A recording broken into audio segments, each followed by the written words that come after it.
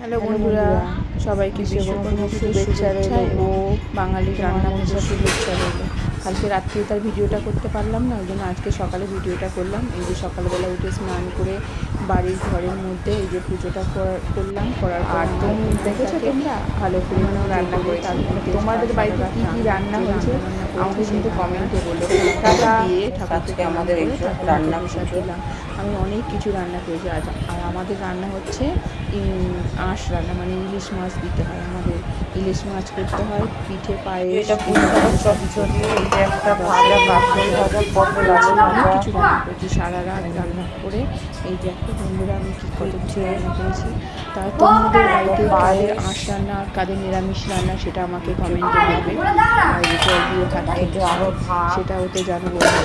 আর আমার রান্নাগুলো কেমন হয়েছে সেটাও কমেন্টে বলবে, ঠিক আছে? কচু শাকও করেছি, কার এইসব খাবারগুলো প্রিয় সেটা ভিডিওটা খারাপ করেছিস তো তারা, ঠিক আছে? আর আমি পারবো না। কেমন লাগছে বলবো। আমি তোমাদের আশায় বসে থাকবো আর সবাইকে বিশ্বকর্মা শুভেচ্ছা।